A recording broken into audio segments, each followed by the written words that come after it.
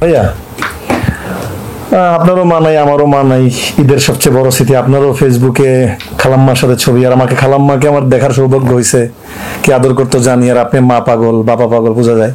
তো ভাই এখন ঈদে সবচেয়ে বেশি মিস করেন কি? মিস করি সবকিছু মিলাই, ওই একটাই তো মা বাপ। মা বাপ থাকলে যার মা বাপ নেই তার দুনিয়াতে কেউ না, এটা সত্য। এখন এসে বলতে ছেলে মেয়ে যদি ঈদের দিন না কাছে আসে অত্যন্ত খারাপ লাগে। তবে আমার ছেলে মেয়ে অন্য 10টা ছেলে মেয়ের চেয়ে ভিন্ন। অবশ্যই ঈদের দিন অবশ্যই দেখা হয় এবং আসেও, আমার সাথে সারা দিনই কাটায়। আমিও ওদের জন্য যথেষ্ট পার্ক শাক আবিজাবি করি। ওরা বাসায় করে বাসায় যাই, নামাজ পড়ি ছেলে মেয়েদের নিয়ে, গিয়ে মসজিদে গিয়ে নামাজ পড়ে এসে ফিরনি টিন্নি খায় এই সাভারে আসি। সাভারটা আমার ভালো লাগে, হলো একটু খোলা হাওয়া বাতাস, পাখির শব্দ। আমার পাখি অনেক ভালো লাগে। আর ঢাকা তো হয়েছে ভাইয়া ফ্ল্যাটে বন্দি, পাশের ফ্ল্যাটে কি আছে, কারো সালাম কালাম নাই, কারো দেখা সাক্ষাৎ নাই। মেন কষ্ট হইলো ধুলা, আর মেন কষ্ট হাঁটার জায়গা নাই আপনার, ধোয়া। আর আপনার তো হাঁটার জায়গা নেই। আর হাঁটার আমার প্রবলেম, আমি মহাখালী ডিএইচএস থাকে, হাঁটতে প্রবলেম থাকলেও সেম হাঁটার প্রবলেমটা হয়ে যায়। কারণ আমাদের দেখলেই তো দর্শক চেপে আসে, তো ওই দর্শকদের এড়ায় তার চলা যায় না। তারপরও থাকতে হয়, সালাম নিতে হয়, কথা বলতে হয়। কথা না বললে মোচড় দেখলে গরিমা দেখাচ্ছে, বলার লোক না। আমি চেষ্টা করি যে ওনাদের সাথে একটু সময় কাটানোর জন্য, একটু ভালো বিহেভ করে জেনে যাই, মানুষ যেন ভালো বলে, এটুকের জন্য আমি সময় দিই। যে যখনই আমার কাছে পড়ে আমি চেষ্টা করি তাকে ভালো কিছু সম্মান দেওয়ার জন্য। ভাইয়া ছোটবেলার কোন জিনিসটা ঈদের আপনি এখন খুব মিস করেন বা আপনাকে মনে পড়ে? যে ছোটবেলার, যেমন যখন আপনি বিয়ে করেননি, মানে আমাদের চেয়েও আগে ধরেন একটা, যখন আপনি তো খুব বুনিয়াদি ফ্যামিলিতে জন্মাইছেন, খুব রাজকীয় সন্তান আপনি বংশগত ভাবেই, বাট ছোটবেলার কোন জিনিসটা আপনি এখন মিস করেন ঈদে? আমি এখন তো গাড়ি চালাতে একটু প্রবলেম, চোখে একটু প্রবলেম হয়। আগে আমার সবচেয়ে বেশি শখ ছিল, ছোটবেলা বিয়ের আগে আমি গাড়ি চালাইতে পছন্দ করতাম, সারাদিনই গাড়ি চালাইতাম। সকালবেলা গাড়ি তুলতাম, রাত্রে 11টা 12টা বাজে গাড়ি থেকে নামতাম। হয়তো কোথাও খিদা লাগলো হয়তো গাড়িতে থামাইতাম, যে কোনো আত্মীয় স্বজনের বাড়ি, হয়তো কোনো আত্মীয় স্বজনের ভালো লাগতো। হয়তো আগে তো টেলিফোন ছিল না, বলার আগে গিয়ে বাসায় গিয়ে উঠতাম, ওই খাবার টাবার দিত, খাই আবার তো এইভাবেই গাড়ি চালাইতাম সারাদিন। ঈদের সবচেয়ে বেশি শখ ছিল গাড়ি চালানো। এই জন্য আপনার ভিতরে দেখি আপনার জীবনে এমন কোনো গাড়ি নেই যে চালাননি। মাশাআল্লাহ, আল্লাহ তাআলা আমার শখের। আপনি কোনো গাড়ি, এতবার গাড়ি আমি কাউকে চেঞ্জ করতে দেখি না, আপনি এক এক দামি গাড়ি চালান। আমাদের ভালো লাগে, আমাদের বড় ভাই অনেক গাড়ি, এখানে তো লাইন দেওয়া। আচ্ছা ভাইয়া, অন্য বিষয়ে যাবো, ভবিষ্যতে কি কোনোদিন বিয়ের আগে ঈদের দেখা টাকা করতে গেছেন কিনা? প্রেম তো আপনি করছেন ভাবির সাথেই, আমরা জানি আপনি একটাই প্রেম করছেন, এবং সেটা আমরা জানি, এবং সেটা ভাবির সাথেই। এবং সবচেয়ে আমাদের সিনেমার, আমি সবাইকে বলি, শিক্ষণীয় বিষয় মনে হচ্ছেন ডিপজল, যার জীবনে দ্বিতীয় কোনো বিয়ে নাই, প্রেম নাই, যে মানুষ একজনকেই প্রেম করছে। এবং ভাবি আমার মাশাআল্লাহ, আমাদের ভাবি আমাদের মায়ের মতো, এবং এত ঘরোয়া মানুষগুলো ছেলে মেয়ে মানুষ করছেন। ভাবির সাথে প্রথম দেখাটা কোথায় আপনার? দেখা আমাদের বাসায়, কোন অনুষ্ঠানে? না, বাসায় দেখা, বাসার থেকে এই দেখাই হইল আর কি। যাক, জীবন আপনার ব্যাপারে খুবই লাজুক।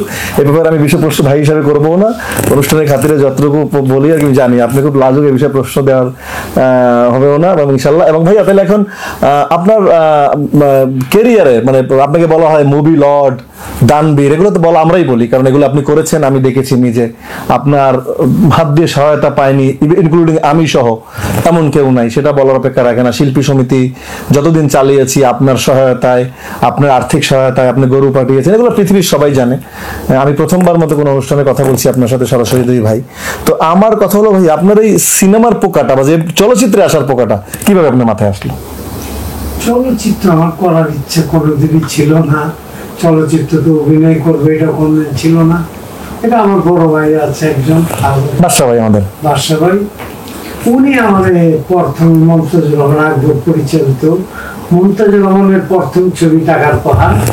এই মমতাজুর রহমান আমার পিছালো না, 10-15 দিন কন্টিনিউ আস্তে আস্তে লাস্টে রাজি করেন, ছবি করলাম।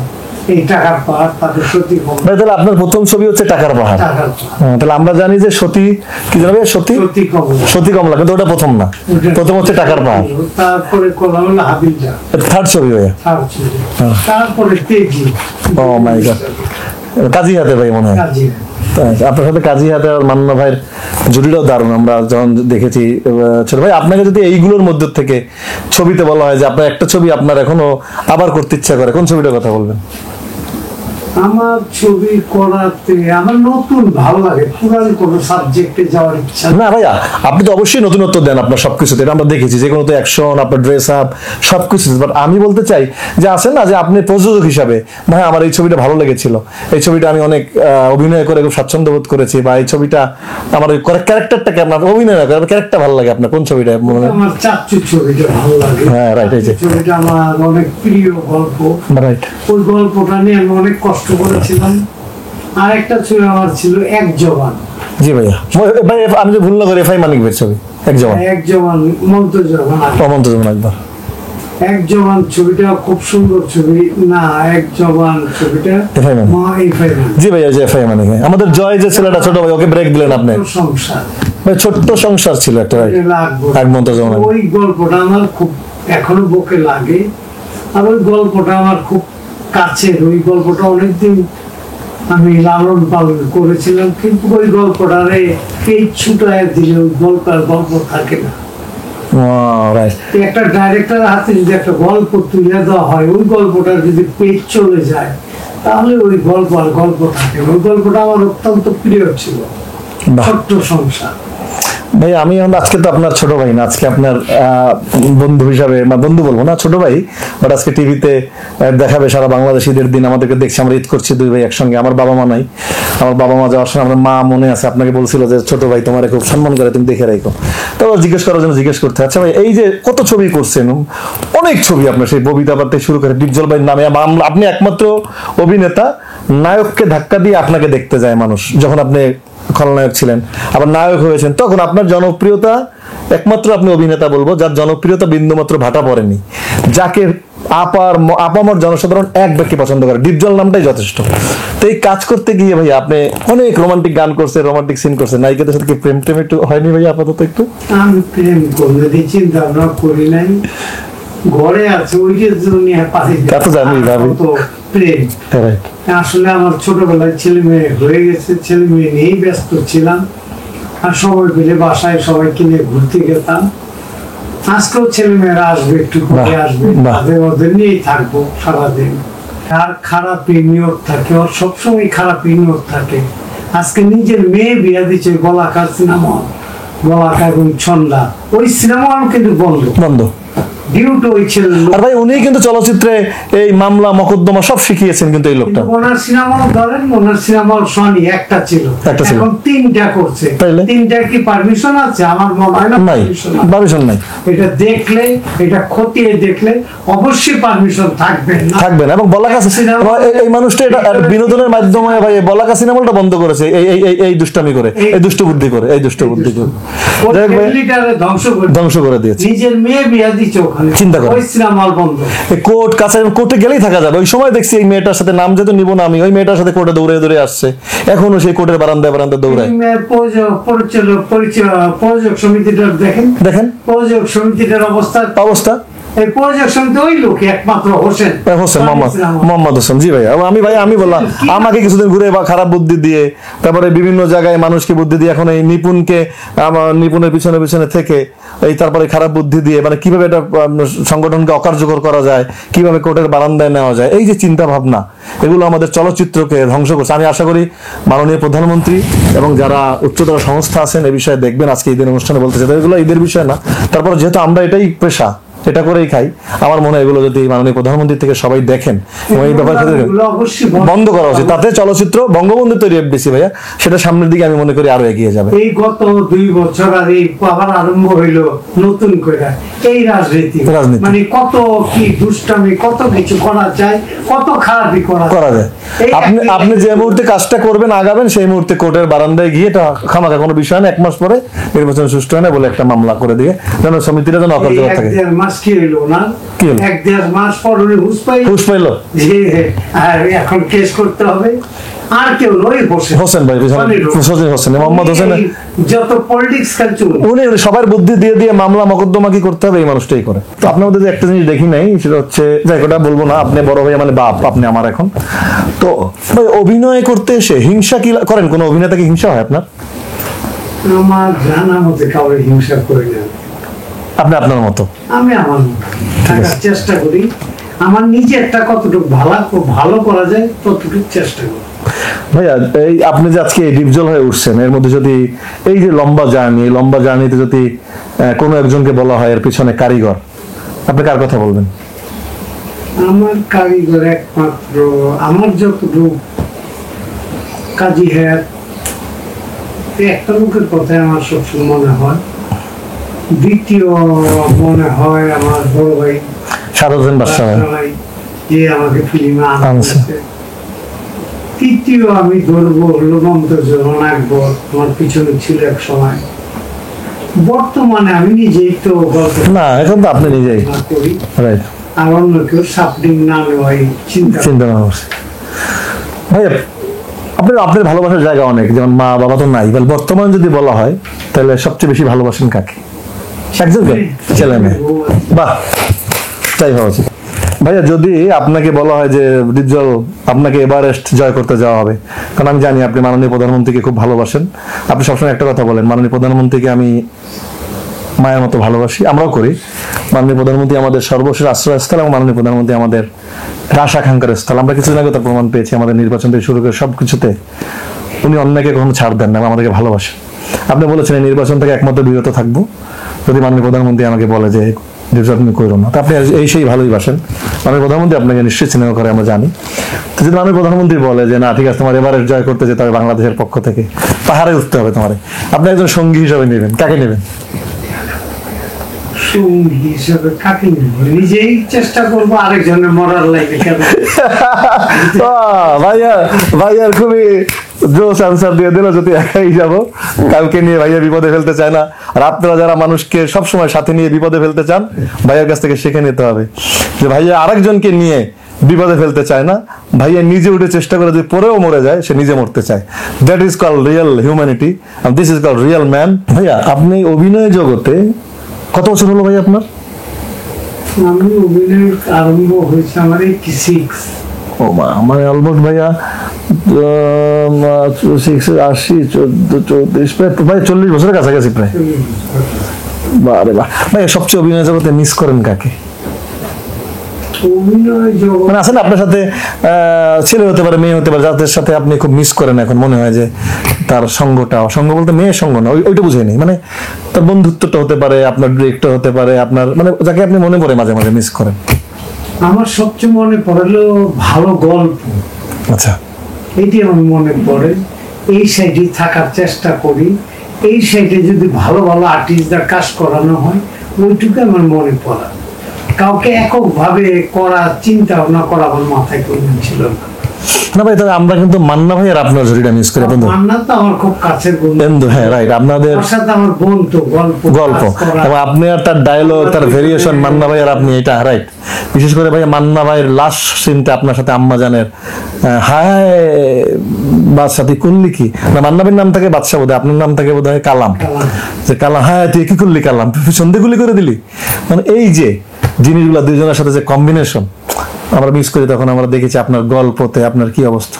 ভাইয়া ভয় পান কোন জিনিস সবচেয়ে? আপনার ভয় ডর নাই আমরা জানি, কিন্তু আপনি ভয় আছে না একটা, মানে এই জিনিসগুলো নিজের ইজ্জত রে, আর কিছু না। রাইট, এই যে কিছুদিন ধরে যে টাইপের খেলা হলো, ওই মেয়েটা মানে নোংরা, আমরা যাকে বলি বেহায়া নির্লজ্জ মেয়েটা যেগুলো করতেছে, কথাবার্তা বললো যা আমার লাইফে শুনে নাই, এই ফার্স্ট টাইম। আমারে বলে কি যেন বললো, অশিক্ষিত, অশিক্ষিত। ভাইয়া ওরা যাই কোন জায়গার শিক্ষিত? ভাইয়া ওরা যাই প্রথম শব্দটা বলছিলাম বেহায়া নির্লজ্জ, কথাটা কিন্তু সত্যি হয়ে গেছে। অবশ্যই অবশ্যই, মানে কোনো মেয়ে মানুষ আপনি নায়িকা হবে, অভিনেত্রী হবে, সুন্দর অভিনয় করবে, আচ্ছা হারছি ঠিক আছে, হারলাম, সামনে বারের জন্য চেষ্টা করি, এগুলো এই যে আমি এত পাগল, আমি 2 বার নাই, তাতে আমার কি হয়েছে? আমি সারাদিন কি পড়ে থাকি? তুমি অন্য কাজ নিয়ে ব্যস্ত থাকো। যদি আমার ভালো ভাই আইসা বলতে যে ডিপজল ভাই এইবার আমি 2টা বছর আমি চালাই, আপনি ছেড়ে দেন, আমি ছেড়ে দিতাম। ছেড়ে দিতাম, আপনি তো আপনি তো সেই ধরনের মানুষ ভাই, মানুষের জন্য করে গেছেন। অবশ্যই ছাড়তাম, ও যদি ভালো হয় সুন্দরভাবে এসে বলতো যে ডিপজল রাখছেন, কিন্তু তো টাকা কামানোর জন্য যাইনি ভাই এটা যাচ্ছে শিল্পীরে বাঁচানোর জন্য গিয়েছি, ফিল্ম ইন্ডাস্ট্রিরে বাঁচানোর জন্য যতটুকু সহযোগিতা করতে পারি করব, কিন্তু তার মধ্যে তো বাধা দেওয়ার চিন্তা ভাবনা, যদি কাজ না করতে পারি ভালো, এই উদার মন একটা আর একটা অউদার, ওনার ভিতরে কোনো কিছুই আমি সামাজিকতা নাই ভাইয়া, মানুষের প্রতি মমত্ববোধ নাই, সম্মানটা জানে না, নিজের লোভ লালসা, চেয়ারের প্রতি লোভ, এই নোংরামিগুলো খুব ভীষণভাবে কাজ করে। নিয়ে বলছে ওই শিল্পী সমিতির বৈশা বলে, সামনের বৈশা বলে বলে, জানো সেই চেয়ারটার জন্য আমি 3.5 কোটি টাকা খরচ করবো। রিয়ামে এটা বললাম, দেখলাম, কথা শুনলাম, চিন্তা করেন যে এই চেয়ারটা আমার অনেক লোভ। এই চেয়ারে কি আছে বাবা? আল্লাহর ভাই খেলা, ভাই আল্লাহর খেলা দেখেন, 2বারের 1বারও কিন্তু ভোটে পাস করে নাই। ভোটে পাস করে নাই, প্রথমবার দেখালো 16 ভোট, 16 ভোট, তাও মাইনে গেছি। ডিপজল কি 16 ভোটে পাস করা কত লোক? 1 থেকে 150 ভোট পাওয়ার ডিফারেন্স হওয়ার কথা। কিভাবে নির্বাচন করছেন, কিভাবে 2 নম্বরই করছেন, ওটা ভিতরে যারা ছিল তারা বলতে পারবে। এবং আমি যে পর্যন্ত জীবিত থাকব, যে পর্যন্ত নির্বাচন করব, ওর পিছনে আমি আছি। শুনলেন তো, সাবধান সাবধান, নাম মনোহর হোসেন ডিপজল, ধরলে ছাড়ে না, কাজেও তাই মনে থাকে জানো। যার কোনো কিছু আল্লাহ অভাব দেননি, তার নাম হচ্ছে মনোহর হোসেন ডিপজল। ভালোবাসবেন, সব শুনবে, তেরা হবেন, আপনার সে 3 ডাবল তেরা হবে। ছোটবেলার থেকে আমরা গল্প শুনছি। অতএব যেখানে থাকবেন নির্বাচন, আমি সেখানেই যাব। নোংরামি বাদ, শয়তানি বাদ, পথে চলে আসেন, ভালো হবে। শিল্পী শিল্পীর পরিচয় দিয়েন, আর্টিস্ট ইজ এ ফ্লাওয়ার, আমরা লিখেছিলাম, শিল্পীরা ফুলের মতো, সেটার পরিচয় দিয়েন। আর অন্য কিছু করার চেষ্টা থাকলে এখান থেকে বের হয়ে করেন। এনি ওনার সম্পর্কে অনেক আলোচনা হয়ে গেছে। আচ্ছা ভাইয়া, কোন ক্যারেক্টার করতে ভয় পান, মানে অভিনয় করতে আপনার ভয় লাগে না? এখন আর কোনো ভয় লাগে না? প্রথম দিকে লাগতো, প্রথম দিকে লাগতো না ভাই? একটু প্রথম দিকে অভিনয় করতে যদি ভয় পাই, তাহলে ক্যামেরাই তো ভয় পাই। ভাই আপনি একমাত্র অভিনেতা বাংলাদেশে, আমি পৃথিবীর কথা যাবো না, এখন সাবলীল অভিনয় করেন। আপনি কোনদিন অভিনয় করেন না, আপনি সাবলীল কথাবার্তা, এইটাই আপনি অভিনয়। এটা কেউ, এটা সবাই বলে, এটা আমাকে ফারুকি ভাই বলতেছিল, আমি যখন ফারুকি ভাইয়ের একটা কাজ করি, মোস্তফা ফারুকির, বললো জায়েদ ভাই ডিপজল ভাইয়ের বিশ্ব তো একজনই বাংলাদেশে। আমি বললাম কি ভাই? কেউ ন্যাচারাল কথাবার্তা বলে, ওনার টান লয়, হাঁটা চলা, প্রথম মানে একদম নতুন গল্প, মানে নতুন একজন মানুষ, যেটা দেখি হঠাৎ করে পরিচয় হলো, সেই নর্মাল কথা বলে। ফারুকি ভাইয়ের আমারও ভালো লাগে। আমি ফারুকি ভাইয়ের সাথে একটা সিরিজ করছেন, ওয়েব সিরিজ করছেন, ওয়েব সিরিজ করতে গিয়ে ফারুকি ভাইয়ের চিনতে পারলাম যে না, অন্য 10 জন থেকে ভিন্ন। আমি ওই কাজ করতে গিয়ে কাজও অনেক ভিন্ন সূক্ষ্ম ভাইয়া। আমার ওনারে আমি বলতে পারবো না কোন টাইপের উনি। ভাই অভিনয় করে না উনি, কোমনি ন্যাচারাল, উনি অভিনয় নিয়ে নেবেন করেন। অবশ্যই আমার কাছে ভালো লাগছে, উনি যখন ডাকবেন ডিপজলে তখনই পাবেন ইনশাআল্লাহ। এইবার এটা কি করছে, কুরবানি। এবার কুরবানিতে যে তোমার নামে যে একটা গরুর নাম রাখছে জায়েদ খান, গরুর নাম স্বাভাবিক, একটা আদর, সাকিব নাম রাখছে, ডিপজল নাম রাখছে, গরুর নাম ভালোবাসা রাখে। তোমার এই নামটা রাখাতে তুমি কি মনে করো? ভাই আমি তো গর্বিত, কারণ গর্ভবতী বললাম না, কারণ আমি গর্বিত কারণ হচ্ছে এর আগে ডিপজল সাহেব আমার বড় ভাই, যিনি আমার মানে আমার কি বলবো, আমার মুরব্বী গার্ডিয়ান, তার নামেও গরুর নাম আমি দেখেছি, সাকিব খানের নামে গরুর নাম দেখেছি, পরিমণির নামে গরুর নাম দেখেছি। যেই লোক তার গরুকে যত্ন করে, প্রিয় একটা মানুষের নাম রাখে, সেটাকে আমি কেন খারাপ অর্থে দেখবো? সেটাকে যত্ন করে, সুন্দর করে, আমি এটাকে নেগেটিভ অর্থে দেখি না ভাই। এবং সেই গরু উঠবে আবার কোথায়? ডিপজলের হাটে। যে হাটের এবার ইজারাদার আপনি পুরা গরুর ডাক নিয়েছেন, পুরা গাবতলী বাজার আমি জানি। তো সেখানে নাকি নিউজ দেখলাম আমি যখন লন্ডনে, গরুর ডিপজলের হাটে উঠবেন জায়েদ খান। ভাই আমি যে কি খুশি লাগছে, মানুষ আমাকে পাঠায়া খুব মনে করছে আমাকে খুব লজ্জা দেবে, অমুক দেবে। যখন মানুষ আমাকে পাঠাইছে আমি লিখছি কি আলহামদুলিল্লাহ, যে ডিপজলের হাটে উঠবেন জায়েদ খান। তো এই যে মানুষের নিউজের কাটতির জন্য করে, এটা বুঝে না যেগুলো যারা পরিচিতি করে দিচ্ছে মানুষকে। আর যিনি তার প্রিয় মানুষটার ভালোবেসে, যে ছেলেটা তার গরুটাকে অনেকদিন যত্ন করে বড় করছে, তার নাম রাখছে একসময় ডিপজল, সাকিব খান, পরিমণি, আরো অনেক অনেক নাম বলতে পারছি না। তো সেখানে আমার নাম রাখছে জায়েদ খানের নামে, এবার নাম উঠছে গরু, তার স্বাস্থ্য রাস্তা মাশাআল্লাহ ভালো দেখছি। তো গেল এটা ভাই, আমি খুশি ভাই, আপনি যত খুশি আমিও খুশি। এখন তোমার বিয়েটা করো ভাইয়া, বিয়েটার দায়িত্ব তো আব্বা আম্মা আপনার হাতে দিয়ে গেছে। এখন ভাই আপনি বলছেন আর একটু কাজ বাজ কর, 2-1 বছর যাক, যেহেতু বাপ মা মাত্র 2টা বছর হলো মারা গেল, তার 2-1টা বছর যাক, তারপরে আপনি দেখে শুনে যখন বলবেন, যেহেতু আপনি বিয়ের দেশি না বিদেশি? ভাই দেশি অবশ্যই, কারণ মেঘলাকে আপনি দেশি বিয়ে করিয়েছেন, ফাহিমকে সরি অমিকে আপনি সুন্দর ভালো ঘরে বিয়ে দিয়েছেন, আপনি বিয়ের ক্ষেত্রে আপনার জুরি নেই, আপনার ছেলে মেয়েকে ভালো ভালো জায়গায় বিয়ে দিয়েছেন, ভালো ফ্যামিলিতে। তো আপনার ইনশাল্লাহ বিয়ের ক্ষেত্রে আপনার জুরি নাই, পুরোপুরি বিশ্বাস আছে, আব্বা আম্মা বলছে বা আমার বোনও বলছে যে ওরে আপনি দেখবেন। তো আস্তে সময় যখন হবে আপনি বিয়ে দিবেন, সেটা তো একটা অনুষ্ঠানে বলছি টিভিতে, দায়িত্ব নিয়ে যখন দিবেন দায়িত্ব নিয়ে বসে পড়বো ভাইয়া। যেহেতু পছন্দের কেউ নাই, আপনাকে বলে দিচ্ছি, আপনি আমাকে জিজ্ঞেস করেছিলেন যে না ভাইয়া পছন্দের কেউ নাই, আর কাউকে কথাও দেই নাই, অর্থাৎ বিয়েটা আপনি যখন দেখে শুনে দিবেন তখনই করবো। অভিনয় করতে তোমার কার সাথে ভালো লাগে? ভাই আমার যদি এই মুহূর্তে বলা হয় যে একটা অভিনয় করতে হবে, তাহলে আমি আপনার সাথে একটা ছবি করতে চাই, যে আম্মাজান। আম্মাজানের আপনি সেই ক্যারেক্টার যদি আমাকে দেন, কোনোদিনও যদি সুযোগ হয়, স্বপ্নে ভাবি আপনার সাথে ন্যাচারাল অভিনয়, আপনার সাথে কয়েকটা ছবি করার আমার সৌভাগ্য হয়েছে, আকবর ভাই, তারপরে FI মানিকের, কিন্তু মন ভরেনি। বাট ভবিষ্যতে যদি সুযোগ হয় কখন আম্মাজান ছবিটা রিমেক হয়, আপনার সাথে করবো, এটা আমার জীবনে একটা খুব ইচ্ছা।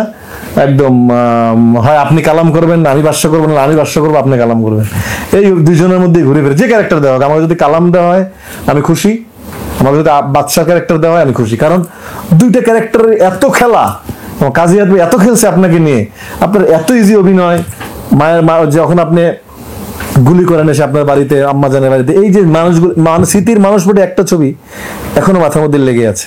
তো এই ছবিতে যদি কখনো অভিনয়ের সুযোগ হয়, সে আপনার সাথে আমার এই ছবি করার স্বপ্ন দেখি এবং এই ছবিটা করতে চাই একসঙ্গে। আরেকটা প্রশ্ন আছে, ডিগবাজি ভাই ডিগবাজি তো বন্ধ করে দিয়েছেন আপনি। ডিগবাজি আমি বন্ধ, আপনি বলার কথা সব জায়গায় ডিগবাজি বন্ধ, ডিগবাজি আর হবে না, হবে না বলছেন, এটা ক্ষতি হতে পারে হাতের, এবং এটা দেখছে মানুষ, মানুষ হাসে, হাসে, বন্ধ করে দিয়েছে। জিনিসটা না করাই বেটার। ভাইয়া বলছে, এইটার ভাই দর্শক আপনারা কিন্তু আর এটা নিয়ে রিকোয়েস্ট করবেন না, শুনছেন তো, বড় ভাই বলছে কিন্তু এটা বন্ধ। কালকে একটা অনুষ্ঠানে গিয়েছে, আমি নো বন্ধ আছে, এটা হবে না, অন্য কিছু হবে, অর্থাৎ বড় ভাইয়ের কথা, এটা বন্ধ। তোমার একটা ডায়লগ শুনতে চাই। না ভাই আমার ডায়লগ পৃথিবীতে এখনো পপুলার হয় না, এখন তো হাঁটি হাঁটি পাপা করে শিশু বাচ্চা আপনার ফাহিমের মতো। ডায়লগ কি হবে জানেন? বোঝো না দুধু খাও শোন, মরণের ব্যথা কি মরণের চুলকানি লাগছে তো, সানডে মানডে ক্লোজ করে দেবো, আমার নাম বিশু, চেনো না। ভাই আমি আর একটা শেষের দিকে, যেহেতু আমি একটু কথা বলবো, আজকে কোনো ফর্মাল না, আমরা দুজন খালি আপনার সাথে আড্ডা মারতেছি, সেটাই আসলে আজকে কোনো অনুষ্ঠান না। আমি মনে করছি দুই ভাইয়ের, ভাই সিনেমা হল আপনি ভাঙতেছে, সিনেমা হল ভেঙে এখন অনেকে সিনেমার সংখ্যা কমে গেছে, আপনি জাত প্রডিউসার, আপনি এখনো বোধহয় 4-5টা ছবি সেন্সর হওয়া ভাইয়া, যে একটা বোধহয় 3টা সেন্সর হওয়া। তো ভাই এখন এই হল বাড়ানোর বিষয়ে, আপনি হল মালিকদের সাথে বসছিলেন, আমি দেখছিলাম, হল বাড়ানোর বিষয়ে, মানে সবাই আপনার না সার্বিক, তো কি পরামর্শ থাকতে পারে, যে হল বাড়লে তো আসলে ভাই এটা কি হইতে পারে হল বাড়ানো? আমার পর্বত হলে কম চলতো, পর্বত ভেঙে ফেললাম, এশিয়া হলো পর্বতের পর ভাঙবো। তারপর আমার সাভার একটা ছিল সিনেমা হল, ওইটা ভেঙে ফেলছি, ভেঙে মার্কেট করা হচ্ছে। পর্বত হলো ভাঙবো, আমরা ভাঙা হয়ে গেছে প্রায়, এখানে মাল্টি স্টোর করে এখানে 3টা সিনেমা হল করবো করে। বাহ, পর্বত এশিয়া সিনেমা হল ভেঙে আমরা ওখানে 2টা সিনেমা হল করবো, এবং সাভার আমার জায়গা আছে কিছু, আমি এখানেও 3-4টা সিনেমা হলের পরিকল্পনা নিয়েছি। অলরেডি আমি ডিজাইন পাস করাতে দিয়েছি, যেটা দ্রুত হবে, যে কাজ যেটা আগে আরম্ভ হবে সেই কাজে আমি আরম্ভ করবো, যেটা আগে শেষ হবে আর কি, আমি পারমিশন পাবো ওইটাই কাজ আরম্ভ করবো। ভাই আপনার মনে হয় না সিনেমা হলগুলো একটু বাড়লে, মানে সিনেমার সংখ্যাও বাড়বে, মানে নির্মাণ, মানুষ চালাবে কোথায়? সিনেমা হল তো আস্তে আস্তে অনেক 60-70-এর কোথায় চলে আসছে। সিনেমা হল বাংলাদেশে যদি সবাই মিলে আবার একটা রাউন্ড ঘুরায়, যেহেতু গভর্নমেন্ট একটা টাকা দিচ্ছে 3% সুদে, মানে এটার সুদ বলা নামে মাত্র ভাইয়া, নামে মাত্র টাকা দিচ্ছে। জি ভাইয়া, এটা গভর্নমেন্টের সাথে একটা ডিট করে টাকা নিয়ে যদি সিনেমা হল করে, তাতে বাংলাদেশ সিনেমা হল অতি দ্রুত বাড়বে। আমার বিশ্বাস আগামী বছর থেকেই সিনেমা হল বাংলাদেশে আরো 50-60টা সিনেমা হল হবে। তার মধ্যে আমিও 2-4-5টা সিনেমা হল কাজ করবো আগামী বছর, শেষ করার চিন্তা ভাবনা, এবং নেক্সট প্রতি বছরে আমি 3-4টা করে সিনেমা হল করার পরিকল্পনা আছে। আলহামদুলিল্লাহ। দর্শক শুনলেন, এই পরিকল্পনা তো এখনো শেষ হয়নি। বাতি যারা কোথাও যায়ও না, আমাদের মধ্যে আবার ফুটবল খেলা আছে, কিন্তু বিশ্বকাপ জ্বর চলছে, বিশ্বকাপ ক্রিকেট চলছে, ঈদের অনুষ্ঠানে আমরা চাইবো বাংলাদেশি খেলোয়াড়রা ভালো খেলবে এবং এই 20 কোটি 22 কোটি বাঙালির স্বপ্ন অ্যাটলিস্ট ভালো ফলাফল বয়ে আনবে বাংলাদেশি ক্রিকেটাররা, সেই প্রত্যাশা। তার আগে আমরা এখন ভাইয়াকে নিয়ে, ভাইয়া ভালো ফুটবল খেলতো আমরা জানি, এবং আমি যখন প্রথম সিনেমায় আসি তখন ভাইয়া শিল্পী সমিতির পক্ষ থেকে ফুটবল খেলতে নামছিল, এবং আমরা সেকেন্ড টাইম শিল্পী সমিতিতে নির্বাচিত হয়ে প্রথম টাইম আমরা তেজগাঁতে একটা তেজগাঁ ডিভিশন পুলিশের সাথে আমরা একটা ফুটবল ম্যাচ খেলেছিলাম। সেখানে ভাইয়াও ফুটবল খেলছিল আমাদের সাথে এবং দুর্দান্ত ফুটবল খেলছে ভাইয়া। সেটাই দেখে মনে হচ্ছে, পায়ে যে বলা আছে না যে প্লেয়ার দেখলে বোঝা যায় কি খেলোয়াড় হবে না কামলা হবে। ততএব ভাইয়ার সেই খেলা দেখবো আমরা কিছুক্ষণের মধ্যে, একটা ফুটবল ম্যাচ হবে, সেই ফুটবল ম্যাচে ভাইয়ার কিক দেখবো আমরা। চলেন ফুটবলের কিকটা দেখে আসি। ফুটবল খেলা তো দেখবই, তোমার একটা সুন্দর একটা গান শোনাও দর্শকদের। ভাই আপনার ডায়লগ দিলাম কত সুন্দর, তারপরে বললাম আরে বাতি যা হো গান শুনবা।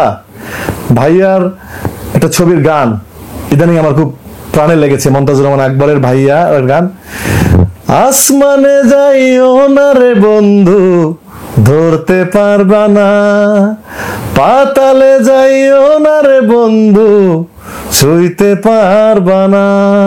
Thank you very much. দর্শক, আমরা জানি আমাদের বড় ভাই সবকিছুতে অলরাউন্ডার, ভাইয়া ভালো ফুটবলও খেলতো আমরা জানি। এখন ভাইয়াকে দিয়ে আমরা 3টে ট্রাইব্রেকার করাবো। যদিও ক্রিকেট বিশ্বকাপ চলে, বিশ্বকাপ ক্রিকেটের ম্যানিয়ায় ভুগছে, বাট আমরা জানি বাংলাদেশে ফুটবল সবচেয়ে জনপ্রিয়। আমরা ভাইয়াকে আজকে সেই রূপে অবতীর্ণ করেছি। ভাইয়া 3বার বল মারবে, আমরা দেখি ভাইয়া 3টার মধ্যে কয়টা গোল দিতে পারে। ভাইয়া প্লিজ স্টার্ট, চলেন। প্রথমটাই গোল, ভাইয়া 4-এর মধ্যে 2টা গোল করেছে, একটি বার পোস্টে লেগেছে আর একটি গোলের বাইরে চলে গেছে।